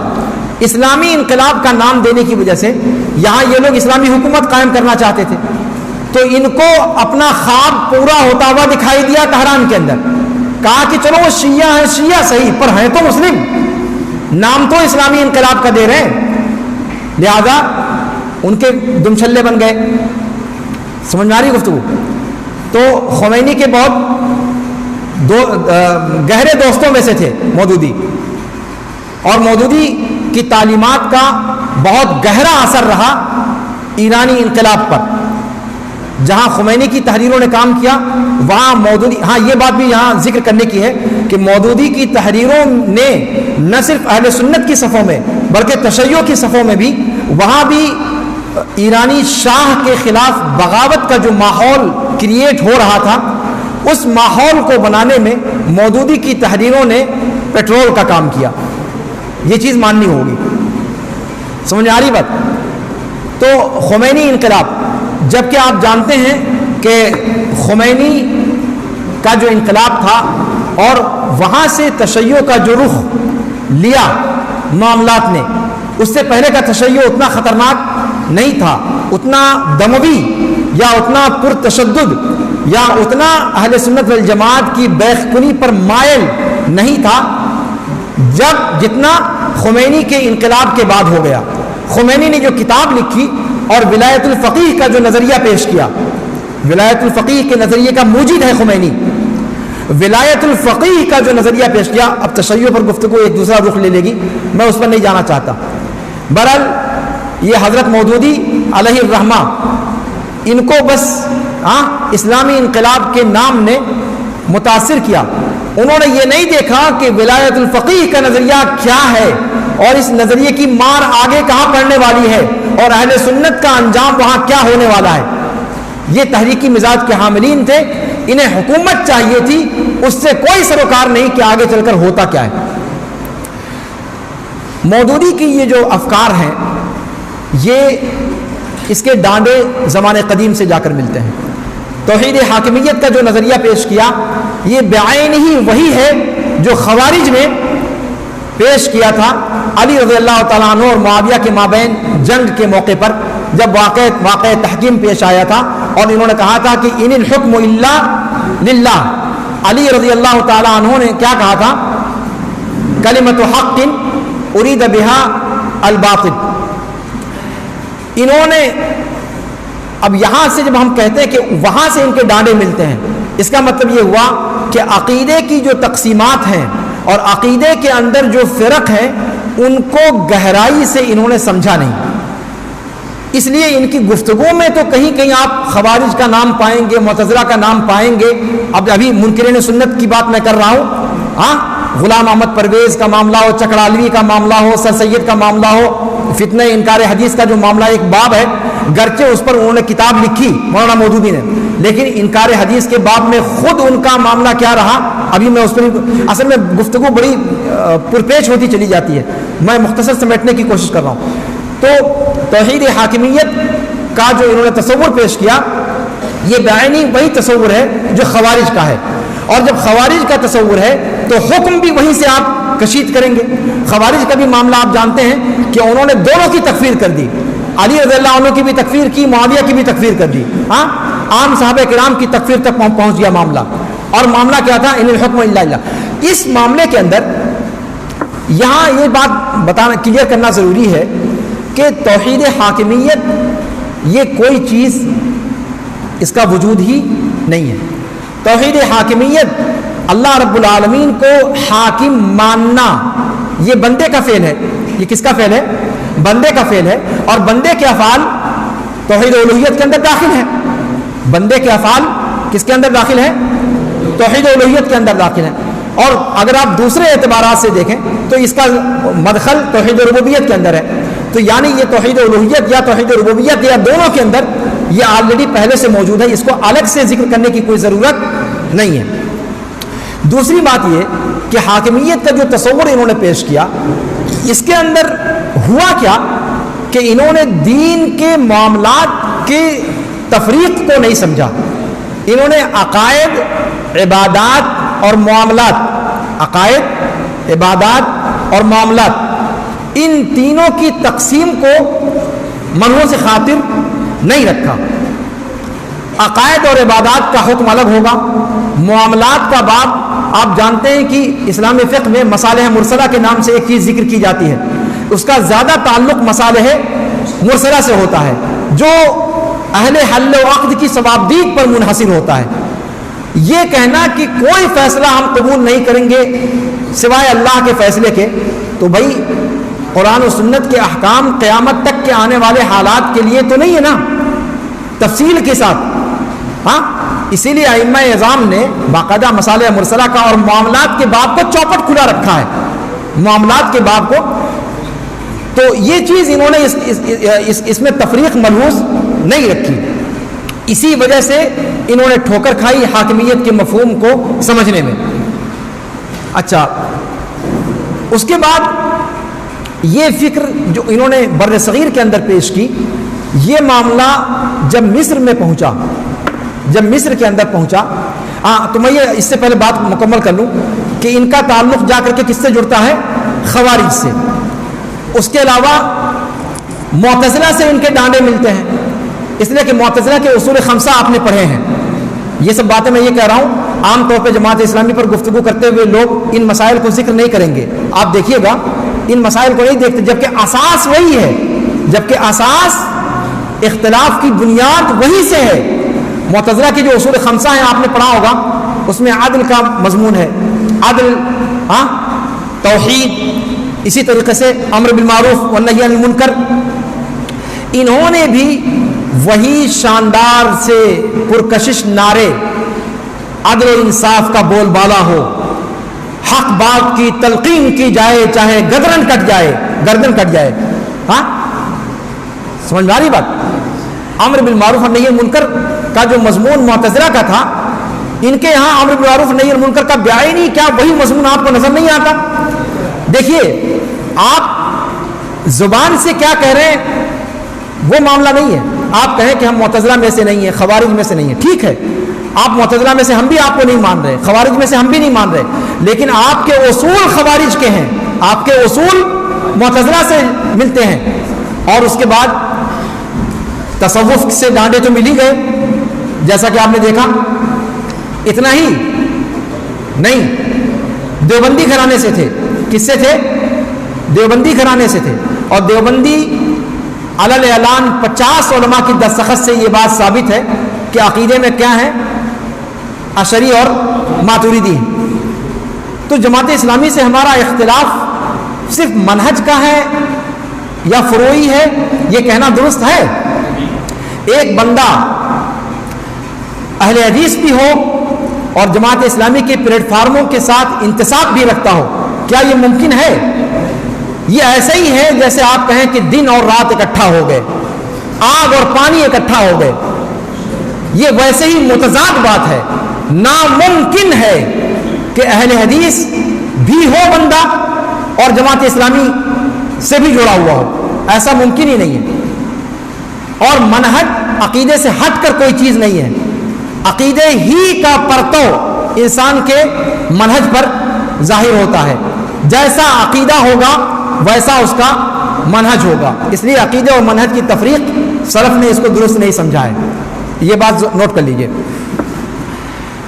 تو یہ چیز میں نے بتایا آپ سے کہ مودودی کے عقیدے میں خوارج، معتزلہ، اشاعرہ ماتریدیہ اور تصوف، یہ سارے کے سارے مسائل ان کے یہاں پائے جاتے ہیں. ایک بات. دوسری بات، اتنا ہی بس ہو گیا؟ اتنا ہی ہو گیا؟ نہیں، ابھی معاملہ اس سے بھی بڑھ کر کے ہے. اور وہ کیا کہ گرچہ انہوں نے منکرین حدیث پر کام کیا ہے اور منکرین حدیث کو لتھاڑا ہے، منکرین حدیث پر 2 کتابیں انہوں نے لکھی ہیں، لیکن خود انکار حدیث سمجھ نہیں سکے. انہوں نے روایت کے صحیح ہونے کے لیے صرف سند کا صحیح ہونا کافی نہیں سمجھا جو محدثین نے سمجھا ہے. اور وہ سارے کوٹیڈ ہمارے پاس ان کے اقتباسات موجود ہیں، لیکن اگر میں ان کو پڑھنے یا ان کو ڈھونڈنے کے چکر میں پڑ جاؤں تو محاضرہ طول پکڑ جائے گا. انہوں نے کیا شرط لگائی کہ روایت چاہے سند کے اعتبار سے جتنی پختہ ہو، لازم ہے کہ وہ عقل کے خلاف نہ ہو. لازم ہے کہ وہ عقل کے خلاف نہ ہو. اگر وہ عقل کے خلاف جاتی ہے تو پھر چاہے سند کتنی ہی پختہ کیوں نہ ہو، چاہے وہ روایت بخاری اور مسلم ہی میں کیوں نہ ذکر کی جائے، اس کو ہم تسلیم نہیں کریں گے. اور آپ کو کیا لگتا ہے یہ اصول معتزلہ کا اصول نہیں ہے؟ عقیدہ طحاویہ میں نے آپ کو پڑھایا نہیں اس سلسلے میں کہ نقل پر عقل کو مقدم کرنے کا اصول یہ علم کلام کے ماننے والوں کا ہے، اور یہ علم کلام کے فرقوں میں سے ایک فرقے سے جڑے بھی ہوئے ہیں، اشعری ماتریدی بھی ہیں، اور اعتزالی فکر تعقل پسندی کی وہ یہاں پر کام آ رہی ہے. انکار حدیث کا مسئلہ بھی دراصل جا کر کے اس کے ڈانڈے ملتے ہیں عقیدے سے. اس کے ڈانڈے ملتے ہیں کس سے؟ عقیدے سے. تقدیم العقل علی النقل، چاہے وہ روایت سند کے اعتبار سے کتنی ہی پختہ کیوں نہ ہو، اگر وہ صریح عقل سے متصادم ہے، ان کی اپنی عقل اس سے متصادم ہو تو اس کو نہیں تسلیم کریں گے. لیکن کیا یہ صرف ان کا نظریہ ہے یا واقعی ایسا انہوں نے کیا بھی ہے؟ ایسا انہوں نے کیا بھی ہے۔ ابراہیم علیہ السلام کے تعلق سے جو روایت صحیحین کے اندر آئی ہے ثلاث کذبات والی، اس روایت کو انہوں نے ماننے سے انکار کر دیا، کہا کہ ایک معزز اور برگزیدہ رسول کی طرف کذب کی تہمت باندھی جائے، اس سے آسان یہ ہے کہ ابو ہریرہ یا کسی اور راوی کو تکذیب کر دی جائے اور کہا جائے کہ انہوں نے جھوٹ کہا۔ روایت بخاری مسلم کی۔ سلیمان علیہ السلام کے بارے میں روایت آئی ہے کہ ایک رات میں میں اتنی بیویوں کے پاس سے گزروں گا اور ایسا کروں گا، وہ جو روایت مشہور ہے نہیں تسلیم کرتے۔ کیوں؟ کہ یہ روایت اسلام کا تمسخر بنا دیتی ہے دنیا کے سامنے۔ ہم لوگوں کو سمجھائیں گے کیسے؟ یہ سب ہماری شریعت میں ہے، آپ کی کھوپڑی میں گھستی نہیں بات، لہذا ہم اس کا انکار کرتے ہیں۔ اچھا یہ بتائیے کہ کیا حدیث کے قابل استدلال ہونے کے لیے یہ شرط کسی نے لگائی ہے سلف میں سے کہ وہ عقل کے مطابق ہو؟ جی مشائخ، مودودی کی عبارت ہے، انہوں نے کہا ہے، صریح لفظوں میں کہا کہ بھیا چاہے جتنے ثقہ ہوں لیکن ان کی غلطی کا امکان موجود ہے، انسان ہی تو تھے۔ ارے بھیا بہت پختہ ہم مان لیتے ہیں ان کو، بہت پختہ تھے، لیکن آخر تھے تو انسان ہی، غلطی کر سکتے ہیں۔ اب ان کی بنیاد پر ہم اتنے بڑے بڑے معاملات کو ثابت کرنے لگ جائیں، ہاں اصول کو ثابت کرنے لگ جائیں، یہ میری کھوپڑی میں بات نہیں آتی۔ تو حدیث کے استدلال کے لیے انہوں نے جو تیسری شرط ماری، یہ شرط محدثین کی یا اہل حدیثوں کی یا سلف کی نہیں ہے، اور یہاں سے انکار حدیث کا جو دروازہ غیر شعوری طور پر انہوں نے کھولا وہ قابل اعتراض ہو گیا، اور اس نے ان کو منکرین حدیث کی صف میں لا کھڑا کیا۔ یہ مت کہیے گا کہ ہمیں انکار حدیث پر ان کی کتابوں کا علم نہیں ہے۔ میں نے بتایا آپ سے کہ 2 کتابیں انہوں نے لکھی ہیں، 2 کتابیں انکار حدیث پر لکھی ہیں، خوارج اور معتزلہ پر منفی گفتگو کی ہے، لیکن عملی طور پر مسئلہ یہ ہے نا کہ آپ عملی طور پر، آپ نظری طور پر اگر کہیں دیکھ کر کے آپ نے صحیح لکھ بھی دیا، لیکن عملی طور پر اگر آپ نے ٹھوکر کھائی ہے اور آپ کی وہی ٹھوکر بعد کے لوگوں کے لیے بنیاد بن جاتی ہے تو پھر وہ معفو عنہ ہو سکتی ہے؟ آپ کا معاملہ آپ کا اور آپ کے رب کا ہے، آپ جانو آپ کا رب جانے، لیکن دنیا میں جو اس کے اثرات پڑے اس کا کیا اس پر ہم خاموش رہ سکتے ہیں؟ نہیں رہ سکتے۔ اس لیے جو ہے اس چیز کو ذہن میں رکھیے۔ اس کے بعد ہم آگے بڑھتے ہیں ذرا سا کہ مودودیت پر ہماری گرفت، جیسے کہ میں نے بتایا کہ جب تحریکوں پر گفتگو ہم کریں تو تحریکوں کا سلسلہ ہم جماعت اسلامی سے شروع کریں گے۔ 20ویں صدی کے آغاز سے یہ معاملہ شروع ہوتا ہے، پھر اخوانیت وجود میں آتی ہے، اخوانیت کے وجود میں، لیکن ایک بات میں بتلا دوں کہ جماعت اسلامی کا وجود اخوان المسلمین کے بعد ہوا ہے، اخوان المسلمین کے بعد ہوا ہے۔ نظریاتی طور پر مودودی مقدم ہیں، اخوان المسلمین جس نے قائم کی حسن بننا، انہوں نے بھی مودودی افکار کو قبول کر کے ہی اخوان المسلمین کی تشکیل کی، لیکن خود بر صغیر میں جماعت اسلامی کی تشکیل اخوان المسلمین کے بعد عمل میں آئی۔ اس چیز کو آپ اس چیز کو جو ہے ذہن میں رکھیں۔ حسن البنا نے مودودی کے افکار کو سمجھا، اس کو ہضم کیا، اور انہوں نے اخوان المسلمین کی جب بنیاد رکھی مصر کے اندر، وہاں پر انہوں نے کیا کیا، حسن بنا کے بھی تعلقات تصوف سے جا کر جڑتے ہیں۔ حسن بنا بھی صوفی تھے، شاذلی فرقہ ایک تصوف کا مشہور فرقہ ہے، شاذلی فرقہ، اس سے ان کا تعلق تھا۔ انہوں نے اس اخوان المسلمین کی بنیاد ڈالی اور اس میں اسی تھیوری پر چلے جو مودودی نے پیش کیا تھا کہ انسان اپنے آپ کی اصلاح کرے، اپنے گھر کی اصلاح کرے، اپنے قبیلے کی اصلاح کرے، پھر اپنے سماج کی اصلاح کرے، پھر اپنے شہر کی اصلاح کرے، اور پھر اس کے بعد حکومت کا تختہ پلٹے۔ یعنی تدریجاً مودودی نے نظریاتی طور پر جو تجویز پیش کی تھی، اس تجویز کو انہوں نے بروئے کار لانے کی کوشش کی۔ تو اخوان المسلمین روز اول سے جماعت اسلامی کی تحریک پر قائم ہوئی، اس کو ذہن میں رکھیے آپ. اساس کون ہے؟ جماعت اسلامی. اور سب سے پہلی قابل ذکر تحریک جو اس کے اثر سے قائم کی گئی وہ اخوان المسلمین. اخوان المسلمین میں سید قطب کا معاملہ، سید قطب بعد میں اخوانی تحریک سے جڑے. اخوانی تحریک سے جڑنے کے بعد سید قطب جب قید میں تھے، اپنے انہی نظریات کی وجہ سے قید کیا گیا، اور قید میں انہوں نے مودودی کی تحریروں کو پڑھا. مودودی کی تحریروں کو پڑھنے سے پہلے وہ ایک نارمل تحریکی شخص تھا، حسن بنا کے دیے ہوئے اصول پر چل رہا تھا. جب مودودی کی کتابوں کو اس نے پڑھا، الجہاد فی الاسلام اور جو دیگر کتابیں ہیں، ان کتابوں کو پڑھنے کے بعد پھر اس نے پرتشدد راستے کو اختیار کیا. مودودی کی کتابوں کو پڑھنے کے بعد اس کا مزاج دموی ہو گیا، خون آلود، خون آشام مزاج، یعنی تشدد کی طرف میلان ہو گیا. اور اس نے بھی پھر اس کے بعد فی ظلال القرآن کے اندر اور معالم فی الطریق کے اندر اور اپنی دیگر کتابوں کے اندر اس نے پورے معاشرے کو، ظاہر سی بات ہے مصر کی جو حکومت تھی وہ بھی ظالم و جابر حکومت تھی، اور وہاں اشتراکی نظریات کا غلبہ تھا، کمیونسٹ نظریات کا غلبہ تھا، اور اس ماحول میں ہندوستان کے ماحول سے یک گنا مطابقت تھی، جس کی وجہ سے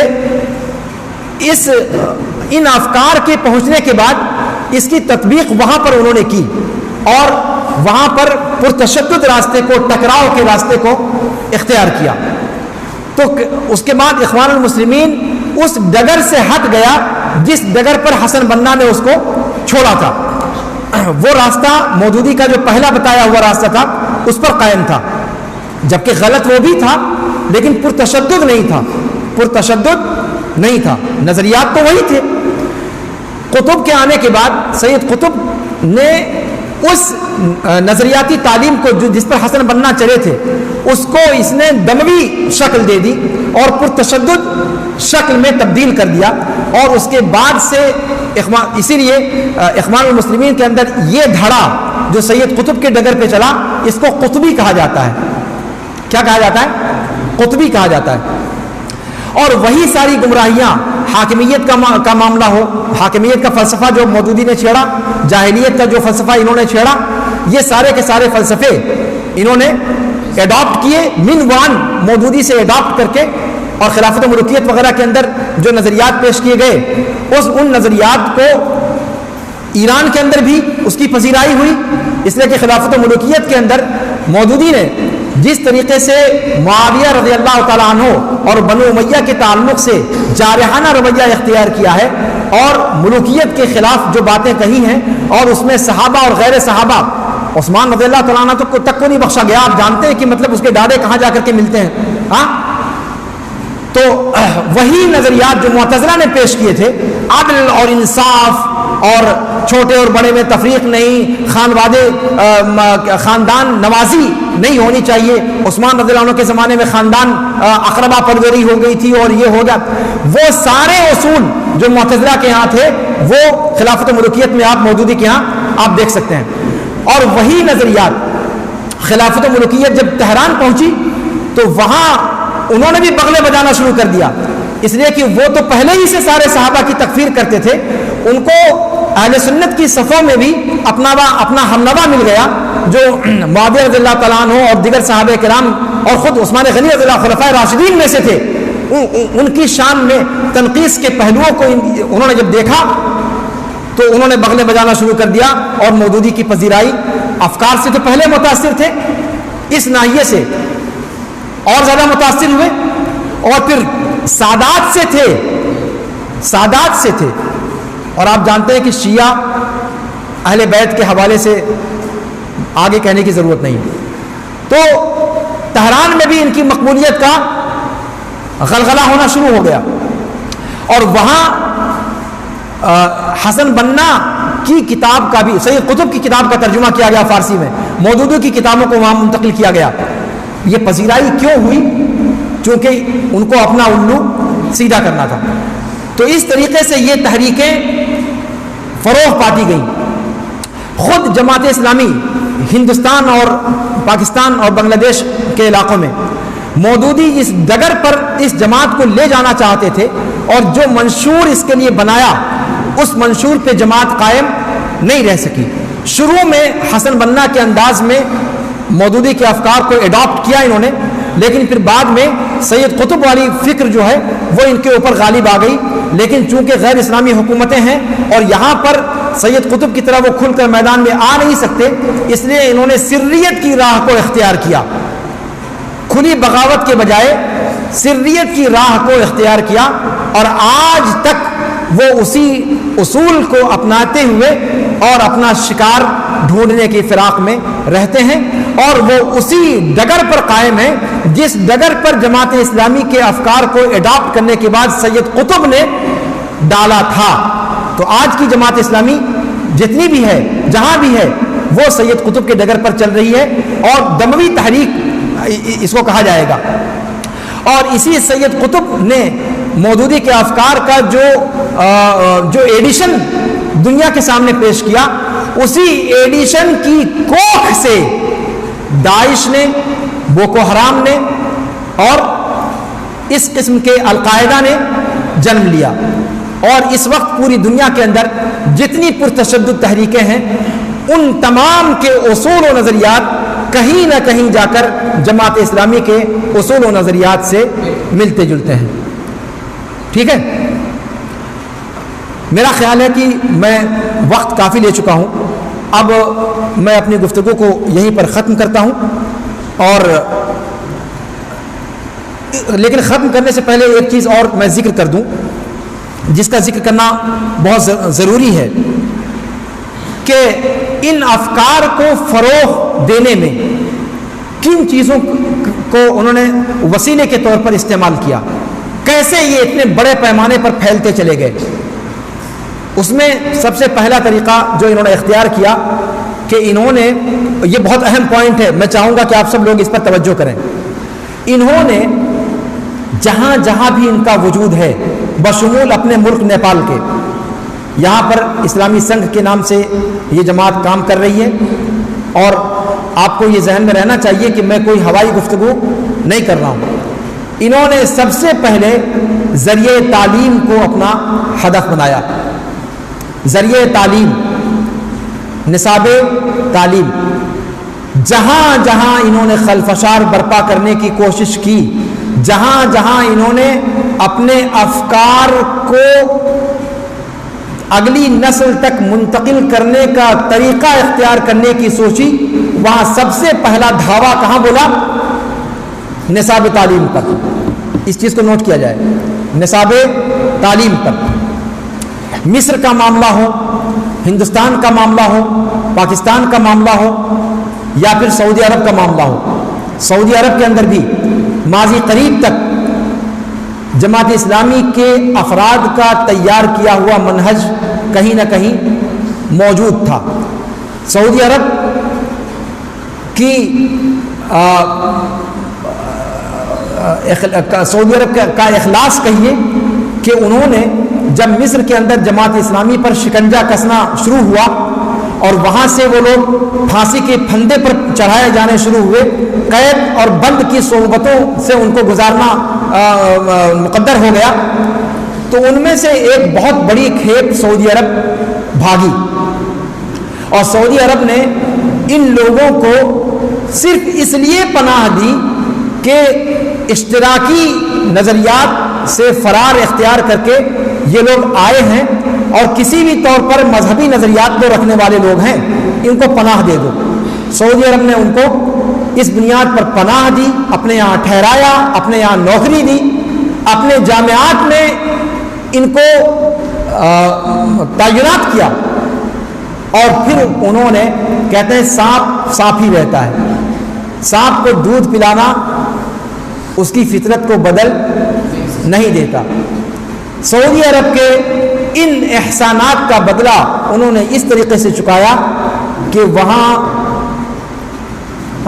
اپنے منہج کی نشر و اشاعت کے لیے نصاب تعلیم کو ذریعہ بنایا، اور اگر نصاب تعلیم میں کھل کر اپنی بات نہیں کہہ سکے تو جو کتابیں وہاں مقرر تھیں ان کتابوں کو پڑھاتے ہوئے اپنے اپنے مقاصد کی تکمیل کرنے کی کوشش کی، مزاج بنانے کی کوشش کی۔ درس کے اندر مقرر کوئی بھی ہو، استاذ اگر چاہے تو بہت کچھ اس کے علاوہ اس کے ضمن میں کر لیتا ہے۔ تو اس طریقے سے سید قطب کا بھائی محمد قطب سعودی عرب کے اندر ایک لمبا عرصہ اس نے گزارا، اور بہت سارے لوگ، کس کا نام لیا جائے، جس کا نتیجہ یہ ہوا کہ سعودی عرب کے اندر بھی اس فکر کے ماننے والوں کا وجود ہو گیا، لیکن وہاں کھل کر حکومت کے خلاف کچھ کر پانے کا دم اپنے اندر نہیں پایا جب، تو انہوں نے خفیہ طور پر خفیہ طریقوں کو اختیار کرتے ہوئے ریشہ دوانیوں کا سلسلہ شروع کیا، اور سروریین کا ظہور ہوا۔ کس کا ظہور ہوا؟ سروریین۔ سرور زین العابدین ایک بندہ تھا جو مدینے میں رہتا تھا سعودی عرب کے اندر، بھاگ کر کے آیا ہوا تھا شام وغیرہ کے علاقے سے، وہاں کی حکومتوں کا ستایا ہوا، سعودی عرب نے پناہ دے دی، اور نتیجہ یہ نکلا کہ کمبخت نے اپنے افکار کی نشر و اشاعت کی۔ پھر جب سعودی عرب میں حکومت محتاط ہوئی تو وہاں سے بھاگا اور لندن جا کر پناہ لیا، اور لندن جا کر وہاں سے اپنا کام کرتا رہا، اور سعودی عرب کے اندر آپ نے سنا ہوگا سفر حوالی، سلمان عودہ، عائز قرنی وغیرہ وغیرہ، ایک لمبی فہرست ہے۔ اس طرح کے افراد کو اس نے تیار کیا جو بنیادی طور پر اخوانی اور جماعت اسلامی فکر کے حاملین تھے، لیکن ان سے کسی درجے میں کم تھے، کسی درجے میں کم تھے، اس طور پر کہ وہ اشعری ماتریدی نہیں تھے۔ سعودی عرب کے ماحول کے اندر سلفی مزاج پایا تھا، تو سلفی مزاج کسی حد تک رہا ان کا، لیکن اصول ہی میں بگڑ گئے۔ جیسا کہ میں نے کہا آپ سے کہ اشعری ماتریدی ہونا ہی مسئلہ نہیں ہے، اس سے بڑا مسئلہ یہ ہے کہ آپ اعتزال کی فکر کو اختیار کر رہے ہیں، خروج کی راہ کو اختیار کر رہے ہیں، جو اس سے بڑا خطرناک مسئلہ ہے۔ تو یہ لوگ خروج کی راہ پر گئے اور اعتزال کی فکر کو انہوں نے عقل کو مقدم کرنے کی راہ کو اختیار کیا۔ تو اس طریقے سے سروریین کا وجود ہوا۔ تو یہ سارے کے سارے فرقے ان کے ڈانڈے جا کر کے ملتے ہیں کس سے؟ اخوان المسلمین سے، اور اخوان المسلمین کے ڈانڈے جماعت اسلامی سے گھوم پھر کر کے یہ ساری کی ساری تحریکات اور اس کے علاوہ جتنی اور تحریکیں اس وقت کام کر رہی ہیں۔ اچھا، اس طریقے سے ان کو فروغ اور کیسے ملا؟ ایک تو میں نے بتایا کہ مسند درس پہ قبضہ کیا انہوں نے، مسند درس پہ قبضہ کیا، اساتذہ کے طور پر جہاں جہاں تقرری ان کی ہوئی اس پلیٹ فارم کو استعمال کیا، نصاب تعلیم کو بدلا۔ اسی طریقے سے انہوں نے ان کو بہت سارے حکمرانوں نے تائید کی اپنی دکان کو چمکانے کے لیے۔ جیسے آپ جانتے ہیں کہ بہت ساری جگہوں پر حکومتیں بہت ساری غلط کام کرنے والوں کو فروغ دیتی ہیں، چشم پوشی کرتی ہیں، کرتے رہیں، جیسے ایسے پڑوس کے اندر ہو رہا ہے۔ حکومت کھل کر کے نہیں کر رہی، لیکن کرنے والوں کو روک بھی نہیں رہی۔ کرنے والوں کی پشت پر کون ہے یہ پوری دنیا جانتی ہے۔ تو یہ جو سیاست ہے یہ آج کی سیاست نہیں ہے، یہ پرانی سیاست ہے۔ تو اخوانی سیاست اور تحریکی سیاست پر کام کرنے والوں کو کچھ خاص مقاصد کی خاطر فروغ دیا گیا۔ بعض حکومتوں نے ان کو بیک ورڈ سے سپورٹ کیا، بیک سے سپورٹ اس کو فراہم کیا، اس طریقے سے تمویل کی گئی اس کی، اور اس طریقے سے یہ چیز فروغ پائی۔ اس کے علاوہ کیا اتنا ہی نہیں، اس دور میں خاص طور سے انٹرنیٹ کے ایجاد کے بعد سوشل سائٹس کا جو ذریعہ ملا، اس سوشل سائٹس کے ذریعے سے انہوں نے سارے پلیٹ فارموں پر قبضہ کیا، اور ان پلیٹ فارموں پر قبضہ کرنے کے بعد انہوں نے اپنے زہریلے افکار کی نشر و اشاعت کا سلسلہ شروع کیا۔ اور اس وقت افسوس یہ ہے کہ جماعت اہل حدیث کے ماننے والے افراد کے پاس اس قسم کے زہریلے افکار کا یا مسموم افکار کے مقابلے کے لیے، اس کے مقابلے کے لیے کسی بھی جگہ پر کوئی تنظیمی طور پر کوئی لائے عمل نظر نہیں آ رہا ہے۔ افسوس کی بات ہے، میں کسی ایک کو کٹگرے میں کھڑا نہیں کر رہا، افسوس ہے کہ ہم لوگ سوشل سائٹس کا استعمال جائز یا ناجائز کے فتووں میں الجھے ہوئے ہیں۔ یہ موبائل، اینڈرائڈ موبائل یا آئی فون لڑکوں کے ہاتھ میں دیا جائے نہ دیا جائے، ابھی اس فتوے کو سلجھانے میں لگے ہوئے ہیں، جبکہ دنیا کہاں پہنچ چکی ہے۔ اس سوشل سائٹس کو استعمال کرتے ہوئے انہوں نے اپنے زہریلے افکار، باطل افکار کی نشر و اشاعت کے لیے تمام پلیٹ فارموں کو بھر دیا ہے اپنے نمائندوں سے۔ یہ کیا مجرمانہ غفلت نہیں ہے یہ جماعت اہل حدیث کی؟ یہ مجرمانہ غفلت ہے۔ اسی لیے میں نے کہا کہ اس وقت مسئلہ اس فتوے کی تلاش کا نہیں ہے کہ اینڈرائڈ موبائل استعمال کرنا جائز ہے یا ناجائز ہے، ہاں سوشل سائٹس پہ جانا جائز ہے یا ناجائز ہے، اس سے دنیا بہت آگے جا چکی ہے۔ ہوش کے ناخن لینے کی ضرورت ہے۔ ایک طرف تنظیمی طور پر منظم انداز میں سسٹمیٹک طریقے پر اپنے افکار کی ترویج اور نشر و اشاعت کا ایک سلسلہ جاری ہے، اور دوسری طرف ہماری جماعت کی نیند ہے جو ٹوٹنے کا نام نہیں لے رہی۔ ہاں نہ جانے یہ نیند کب ٹوٹے گی۔